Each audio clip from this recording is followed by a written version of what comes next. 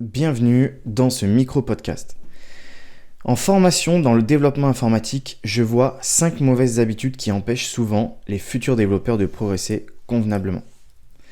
Pourtant, ces habitudes sont des choses assez basiques et simples à modifier et qui permettent d'avoir des progrès assez impressionnants. Parlons en premier lieu de la clarté du code. Un code propre, commenté si nécessaire et surtout indenté est un code qui donne envie d'être lu et surtout sur lequel on se retrouvera facilement. Il n'y a rien de pire que d'arriver sur un code qui n'est pas du tout indenté.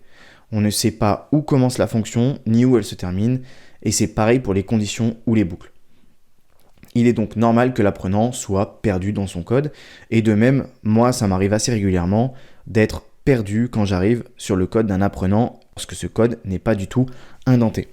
Pour la plupart des IDE ou des éditeurs de code, on retrouve le raccourci CTRL plus ALT plus L pour indenter le fichier sur lequel on se trouve. C'est sincèrement l'un des raccourcis qu'il faut connaître par cœur et qu'il faut appliquer de manière automatique sur tous ces fichiers.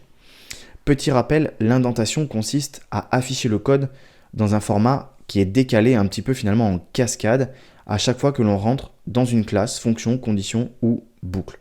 Cela permet visuellement de savoir finalement très simplement à quel niveau d'imbrication on se trouve au niveau de notre code, entre autres.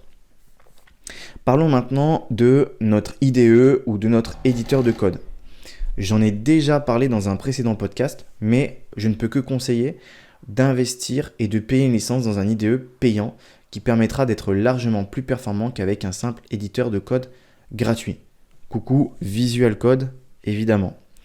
À part tes faits, que le logiciel soit gratuit ou payant, il nous donnera bien souvent des informations ultra importantes et pertinentes qui parfois ne nous sauteront pas aux yeux selon le thème couleur que l'on aura choisi. Là encore, attention au thème que l'on va utiliser. Par exemple, on peut de manière assez simple savoir si une variable qui a été créée est utilisée ou non. Comment ? Eh bien, elle sera tout simplement d'une couleur beaucoup plus terne, voire selon certains thèmes, elle sera grisée si elle n'est pas utilisée dans le code. Et inversement, si elle est utilisée, elle sera d'une couleur assez vive. Nombreux sont les futurs devs à chercher du coup des erreurs dans leur code alors que l'info est sous leurs yeux, une condition qui utilise une variable qui n'a jamais été créée, ou bien une faute de frappe sur une variable qu'ils ne voient pas alors que la variable initiale qu'ils devraient utiliser est toujours grisée dans leur code. Donc ça veut dire qu'elle est non utilisée. Et il en va de même pour les fonctions. D'autre part, selon les langages et les IDE, ils donneront parfois de très très bonnes indications pour nous aider à améliorer notre code, le rendre plus lisible ou bien tout simplement en nous proposant des solutions pour le simplifier. Alors évidemment, comme toujours, il ne faut pas appliquer les choses bêtement, il faut prendre le temps de comprendre et de savoir si cela va nous correspondre et matcher avec notre manière de travailler. La troisième mauvaise habitude, c'est évidemment le debugging. Quand on débute, on cherche un petit peu de manière aléatoire nos erreurs et parfois on tombe rapidement dessus, parfois on tombe dessus au bout d'un très long moment et parfois on abandonne, frustré de ne pas avoir trouvé. Le souci vient bien souvent de la méthodologie de recherche et de la compréhension globale de son propre code. On va essayer de se lancer tête baissée dans le debug sans vraiment savoir où le bug peut venir. La première chose à faire est évidemment de prendre le temps de réfléchir au cheminement de l'action que l'on souhaite avoir avec notre code. Ensuite, il est temps d'abuser des outils de debug.